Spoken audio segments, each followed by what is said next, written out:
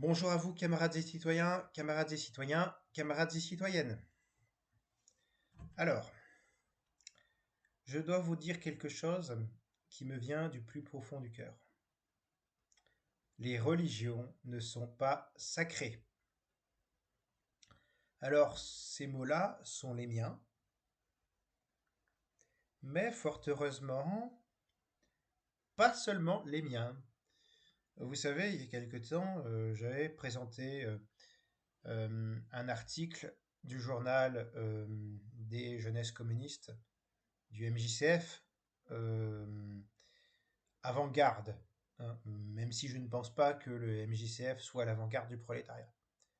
Bon, mon avis peut changer parfois, pas dans l'ensemble, on va dire, parce que je suis très critique des MJCF, je ne pense pas que ce soit l'avant-garde. La jeunesse doit quelque peu être encadrée, en fait. Un mouvement de jeunesse ne peut pas être l'avant-garde du prolétariat à la place d'un parti communiste, en fait, parce qu'il faut de la formation intellectuelle pour... faut soit de l'expérience en tant que travailleur, de l'expérience de la souffrance de travailleur pour avoir une conscience de classe, soit la formation intellectuelle que requiert le militant, qui est requise pour le militant communiste, en fait, si vous voulez. Et la jeunesse n'a ni l'un ni l'autre, hein. Je fais partie du lot, hein, même si j'estime que je joue un certain rôle d'intellectuel, entre guillemets. Moi, je suis qu'un étudiant à la con, donc si vous voulez, voilà. Mais voilà. Mais ça fait au chaud au cœur parce que pour une fois, enfin, pour quelques fois, on va dire, je peux être en accord avec en tout cas, ne serait-ce qu'une personne des MJCF qui se nomme Léna Roux. Léna Roux, R-A-U-D, le nom de famille. Apparemment, elle a une bonne place dans l'MJCF. Ouais, elle a été secrétaire nationale de l'UEC à un moment donné, bon, de l'Union des étudiants communistes. Bon, je pourrais sûrement avoir des désaccords avec elle sur d'autres questions, mais ça, c'est pas le problème, si vous voulez. Donc, c'est un article assez récent, puisqu'il date de ce mois-ci, il date de ce début de mois, hein, il date du 8 janvier 2025, donc ça date d'un peu, ça date d'à peine quelques semaines, on va dire, voilà, qui s'intitule Les religions ne sont pas sacrées. Du coup, on va le lire. Les religions ne sont pas sacrées, les Naro, publié le 8 janvier 2025 dans Édito. On commence. Du coup, c'est les Naro qui parle, enfin, à travers moi. Peut-on rire de tout? Peut-on rire de Dieu? Il est généralement suivi de cette question la réponse toute faite pour excuser les susceptibilités. Oui, mais pas avec n'importe qui. Ne nous excusons pas des susceptibilités. Le rire de Dieu, le rire des puissants, le rire de tout, le rire sur les pires horreurs humaines est nécessaire, il est libérateur. C'est aussi une remise en question, un moyen de réfléchir et de cultiver l'esprit critique. Et s'il choque, tant mieux. C'est le sens des caricatures et des dessins de presse qui ont coûté la vie à 12 personnes lors des attentats du 7 janvier 2015. Cette date aura profondément marqué le pays. Mais pour combien de temps? Car si 4 millions de personnes sont descendues dans les rues le 11 janvier 2015, qu'en serait-il aujourd'hui? Car si 4 millions de personnes sont descendues dans les rues le 11 janvier 2015, qu'en serait-il aujourd'hui? Le droit au blasphème est garanti par la loi depuis 1881, avec la loi sur la liberté de la presse. Pourtant, seuls 62% des Français sont favorables à cette loi. Chez les jeunes de 18 à 24 ans, Chez les jeunes de 18 à 24 ans, ils sont 44% à s'opposer au droit de caricaturer. Des chiffres qui sont loin de l'imaginaire d'une France totalement Charlie. Le oui mais gagne du terrain et renverse la culpabilité, comme si la faute était au dessinateur d'avoir été... Comme si le oui mais gagne du terrain et renverse la culpabilité, comme si la faute était au dessinateur d'avoir trop provoqué. La faute est à ceux qui s'en servent pour justifier les massacres, aux obscurantistes qui tentent d'imposer leurs dogmes. La laïcité, tant maltraitée dans notre pays, est pourtant la pierre angulaire de cette liberté. C'est débarrasser de tous les carcans que le citoyen peut développer son esprit critique, et c'est par cet esprit critique qu'il trouve la liberté de remettre en cause l'ordre établi. Nous devons continuer, nous devons continuer de rire de tous les bigots, continuer de rire de tout. Les religions ne sont pas sacrées. C'est sûrement le meilleur hommage que nous pouvons faire à celles et ceux qui sont morts pour défendre notre liberté.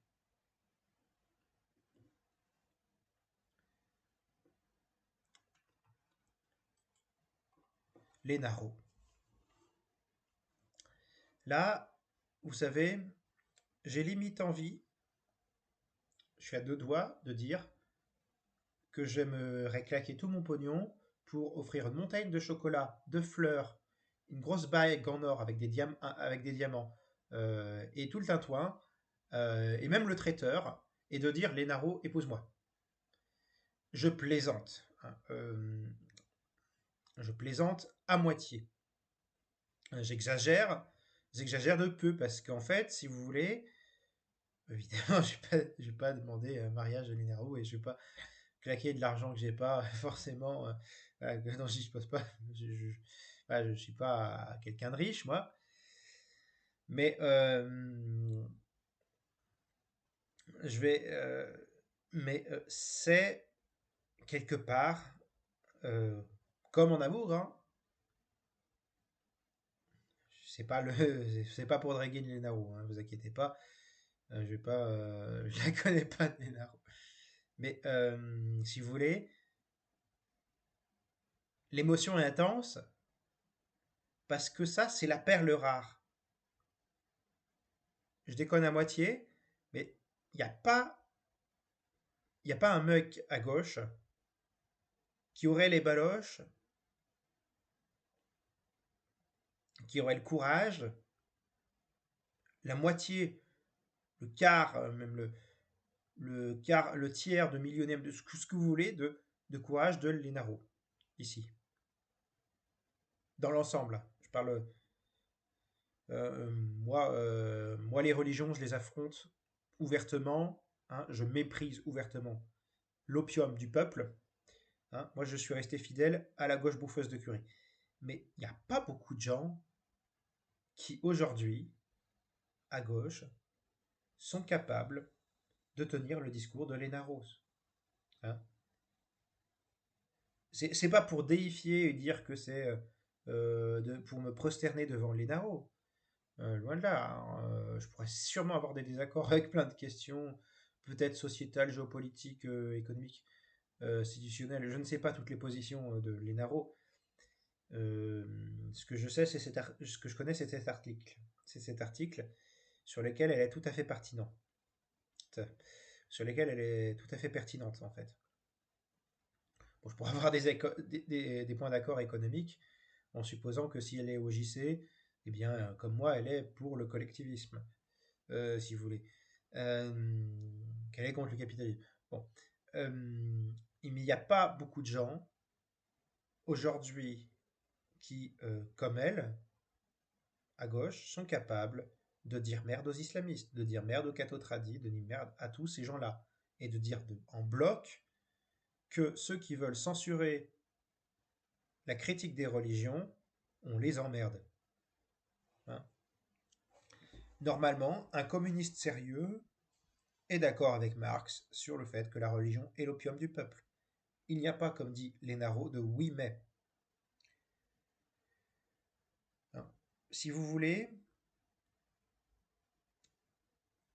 ça, le Charlie Hebdo, c'est il y a 10 ans. Hein.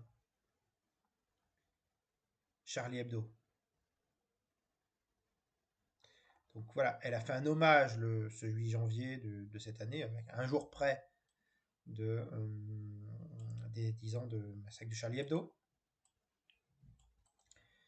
Et c'est le massacre de ce journal caricaturant les religions par des connards d'islamistes. Aujourd'hui, on a une gauche qui n'ose pas critiquer les islamistes. Après 2017, vous avez un revirement total de Merluchon sur la question de la laïcité, des religions, de l'islam. À une époque, Mélenchon disait que le voile était un torchon. Est un torchon. Il avait raison. Comment Mélenchon, qui au début était un républicain laïque, et qui était réellement intéressant au début, il a pu basculer dans le frérisme, dans la collusion avec le frérisme rampant, avec l'indigénisme, avec tout ce genre d'immondices. Et c'est pas étonnant, à la fois il est trotskiste, donc enfin, il a de base eu un parcours trotskiste et il est passé par le PS mitterrandien, puis par le populiste de gauche à la Ernest Laclos et Chantal Mouffe, ce qui est complètement barré. Donc ça explique des choses.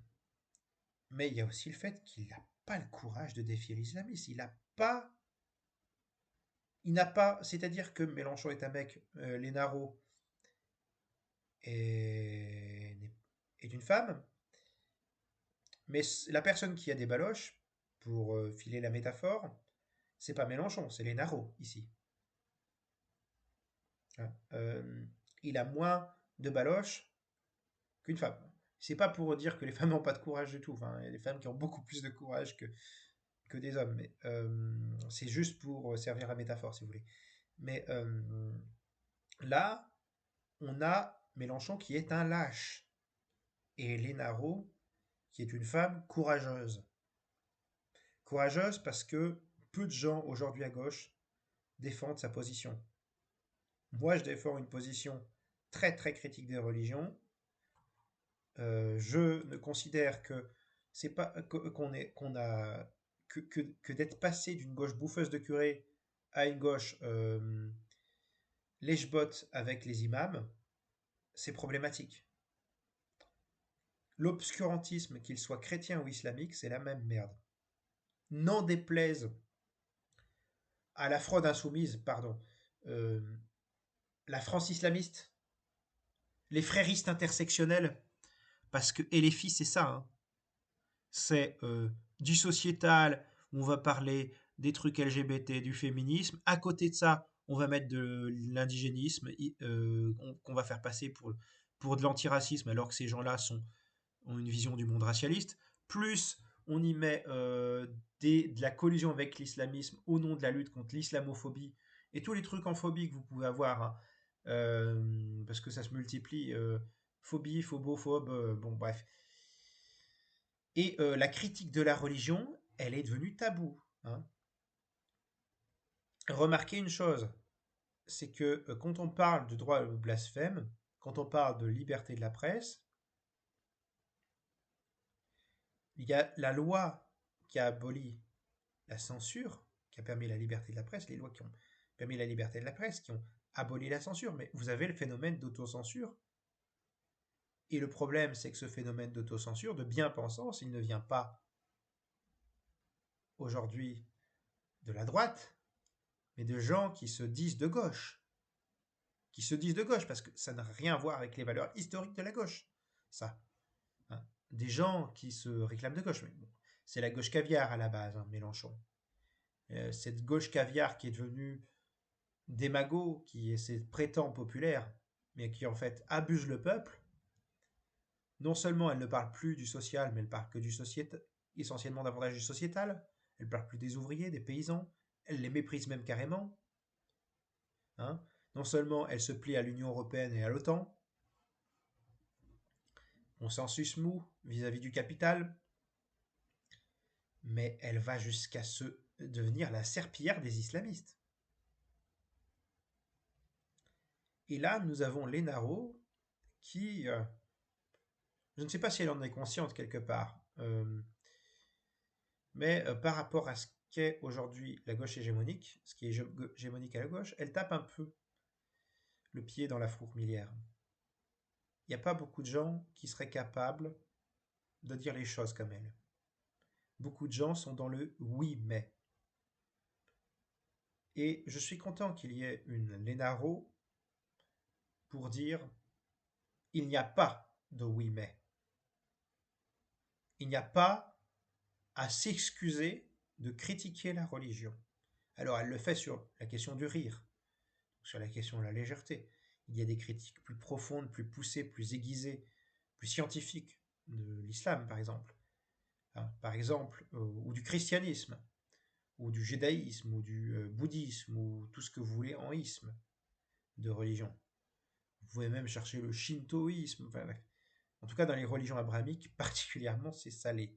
Hein, que ce soit le christianisme ou l'islam, vous ferez hurler un mec de LFI au fascisme quand vous lui diriez, vous mettrez en face tous les passages homophobes du Coran.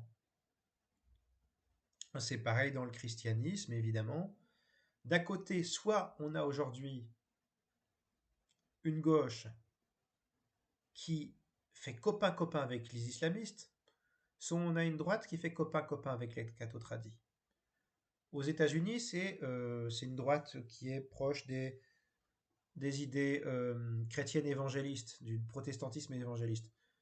En France, plutôt une gauche proche de l'islamisme et une droite proche des cathotradis, si vous voulez. Et bon, le truc, c'est que, grosso merdo, cette gauche-là, elle pense que critiquer la religion musulmane, c'est être un gros raciste. C'est stupide. Elle considère que, grosso merdo, quelqu'un qui est arabe est forcément musulman, et que quelqu'un qui est musulman est forcément arabe. Elle assimile une ethnie à une religion. Donc, ce qui est, pour reprendre les mots qu'utilisent souvent certains gauchistes, qui est très essentialiste, pour le coup. Et pour dire les choses beaucoup plus directement, ce qui est franchement de droite. Hein. T'es arabe, tu dois être musulman, point barre. T'es musulman, t'es forcément arabe, point barre. C'est réducteur, c'est un stéréotype, c'est ridicule, c'est complètement idiot. Voilà, assimiler la critique des religions à du racisme, c'est le degré zéro de la pensée politique. Il faut être complètement débile pour ça. Il faut être complètement stupide au, au, au point au point qu'en fait, en réalité, si vous voulez, l'extrême droite, une extrême droite catho dans le monde occidental, il y a une extrême droite, euh, il y a une extrême droite islamiste dans le monde oriental, c'est logique. Là où une religion domine, bah, l'extrême droite politique, en général plutôt du côté d'une religion nationale, entre guillemets. Mais même dans le cas d'une minorité religieuse, elle est d'extrême droite, en fait. Dans la mesure où ces textes-là, en l'occurrence ceux des religions abrahamiques, judaïsme, christianisme, islam, en général plutôt le christianisme et l'islam, puisque le judaïsme, historiquement, c'est quand même pas mal fait taper sur la gueule par les deux autres, hein, dont ils sont pourtant issus, mais le meurtre un peu généalogique, hein, souvent l'antisémitisme chrétien et musulman, c'est quelque chose, hein, quand même, hein, même si c'est quand même la matrice du christianisme et de l'islam, ils se sont quand même pas mal amusés à taper sur les juifs, historiquement, les chrétiens et les musulmans. Mais voilà, enfin, c'est euh, c'est une matrice de pensée réactionnaire, le christianisme et l'islam. Ça ne veut pas dire que individuellement, vous ayez des gens qui soient des modérés, des gens qui soient des citoyens parfaitement républicains, parfaitement gentils, obéissant aux lois, etc., etc., et qui soient... voilà. C'est-à-dire que, aussi, une des erreurs de cette pseudo-gauche, c'est derrière, par exemple, le terme islamophobie, confondre critique des idées avec critique des personnes, donc critique de l'islam avec insulte vis-à-vis des musulmans, critique vis-à-vis des musulmans. Or, un musulman lambda n'est pas forcément représentatif de ce qui est dans ces textes, D'ailleurs, parfois, comme un chrétien, par exemple, ne connaît pas forcément même ces textes absolument horribles, tu as des chrétiens qui modernisent leurs textes pour les rendre plus humains, acceptables.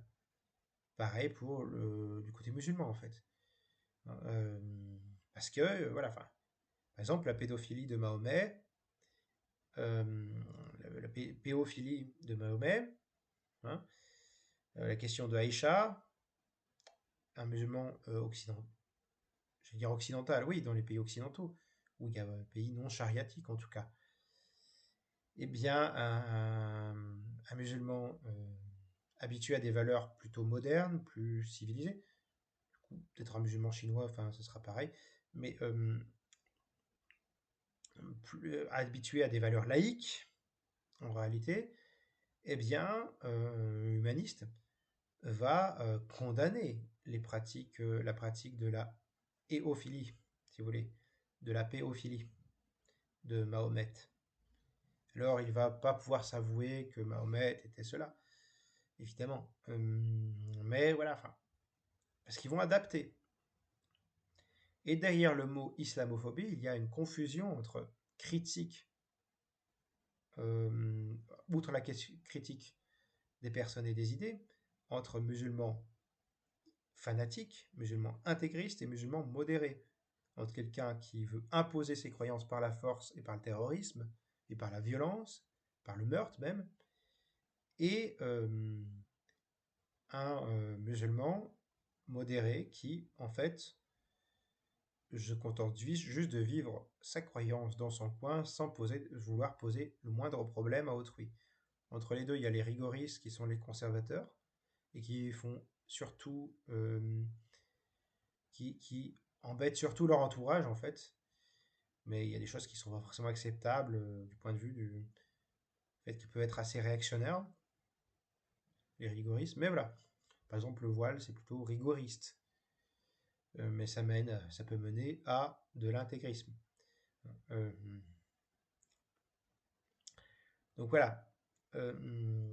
Et la critique que nous devons faire de l'islam, c'est une critique qui se fait aussi qui doit se faire aussi vis-à-vis des cathotradis, des chrétiens évangéliques, de tous les courants intégristes et sectaires. Et aujourd'hui, peu de gens, aujourd'hui à gauche, ont le courage d'avoir une position laïque, anticléricale ou même antithéiste, alors que la religion est l'opium du peuple, pour Marx. Hein. Alors, j'attends pas grand-chose de la gauche social-démocrate, mais parmi les communistes, on est censé critiquer l'aliénation religieuse, car c'est un outil de domination des classes dominantes. Hein. Mais non, mais non. On se retrouve avec des curés de gauche. C'est navrant. On se retrouve aujourd'hui à gauche à voir des bigots, à avoir un esprit de religieux. On doit être normalement à gauche des anticléricaux, des libres penseurs, des penseurs critiques, des penseurs, des matérialistes. Et là, nous avons l'exact inverse. Hein. On a le problème de l'islamisation du monde politique.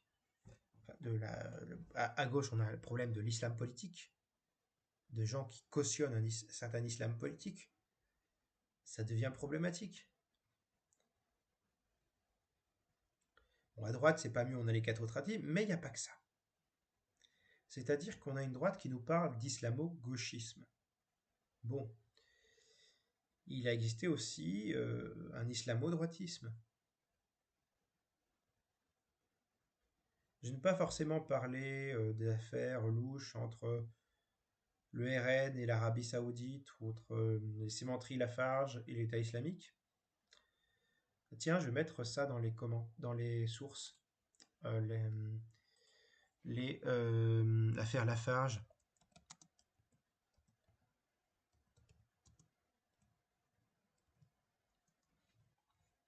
Ce sera, ce sera un, ça sera un sujet intéressant. Hein.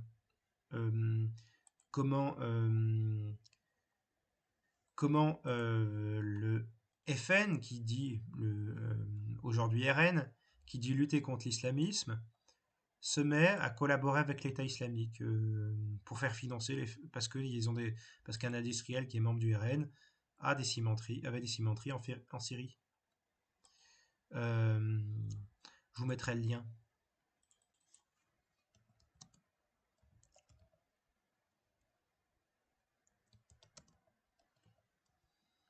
Voir si je trouve sur l'Arabie Saoudite.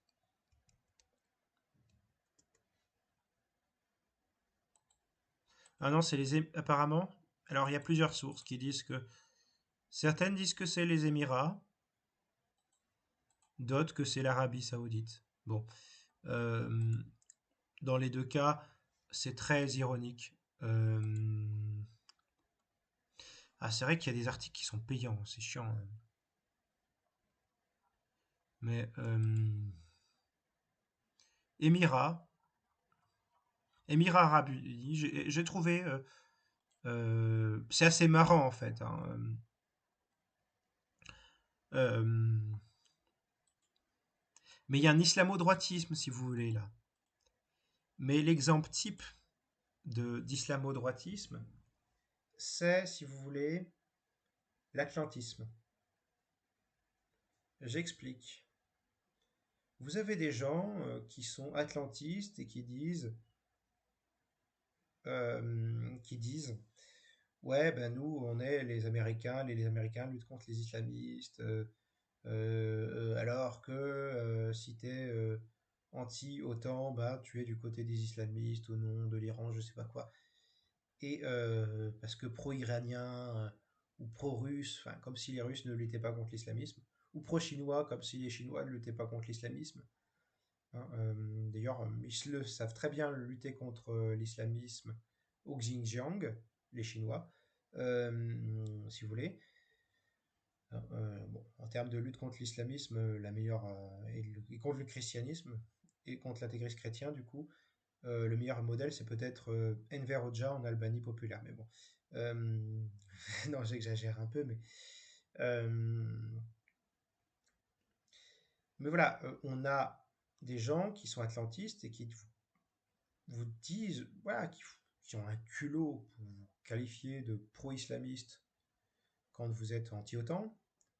Mais qui est-ce qui a financé les talibans? Qui est-ce qui a financé les talibans? C'est les Américains. Qui est-ce qui a financé, armé Ben Laden? C'est les Américains contre les Soviétiques pendant la guerre en Afghanistan. Voilà. Donc, c'est un islamo-droitisme, hein, ça. Et du coup, voilà. Vous avez peut-être un islamo-gauchisme avec la France insoumise, une pseudo-gauche qui défend les islamistes, qui est affecté de frérisme, mais vous avez un islamo-droitisme avec l'OTAN, avec le camp américain, qui, dans le contexte de la guerre froide, hein. Vous l'avez avec le RN qui fait des affaires avec le Daesh, euh, ce genre de choses. Et d'un autre côté, vous avez des gens qui se disent effectivement anti-OTAN et qui disent ouais, mais on va soutenir les islamistes. Les deux positions ne sont pas acceptables et il n'est pas question de choisir entre les islamistes et les atlantistes. C'est la même merde. Ce sont des ennemis des intérêts de la France, hein.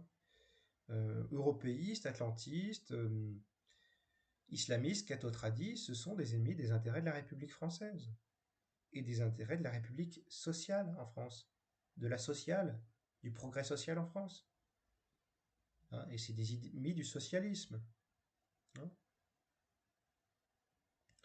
Donc voilà. Et aujourd'hui, vous avez des gens qui ont jeté la laïcité dans les oubliettes de l'histoire et qui se disent de gauche, hein. Et qui va la gauche pro-islamiste ne vaut pas mieux que la droite pro-catho-tradi, hein. Il faut retrouver une gauche laïque, une vraie gauche, hein.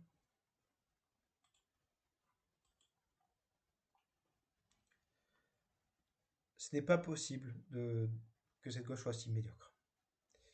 D'ailleurs, je rajouterai une chose, c'est que l'une des raisons de la perte de vitesse sur le plan politique, outre le fait que l'intersectionnalité, c'est un plastron de verre au niveau électoral, parce que toutes ces minorités qui veulent rallier leur cause, bah, déjà, ils peuvent se mettre la majorité des gens à dos au nom de leur obsession pour les minorités, mais ou pour le fait qu'ils opposent des identités entre elles sans que ça ait vraiment de sens, que ça n'a aucun sens sur le plan de vue des questions de classe, parce qu'ils s'en foutent des questions de classe, mais que ces minorités ont même elles-mêmes entre elles des intérêts contradictoires. Hein. Aller dire que un musulman qu'il ait les mêmes intérêts que les homosexuels. Du point de vue de l'islam, l'homosexualité c'est haram. Du point de vue du christianisme, c'est un péché, si vous voulez. C'est euh, problématique de croire qu'on peut concilier la religion avec les valeurs progressistes au sens large, qu'on parle du néo-progressisme complètement bidon au progressisme classique et ce qu'il a de plus sain. Parce que les religions sont conservatrices au mieux et réactionnaires au pire. Il faut en être conscient.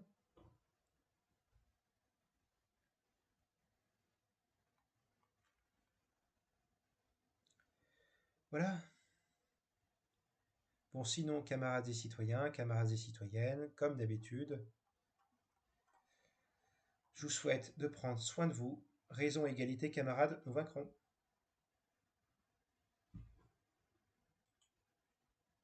Raison, égalité, solidarité, camarades, nous vaincrons. Ciao.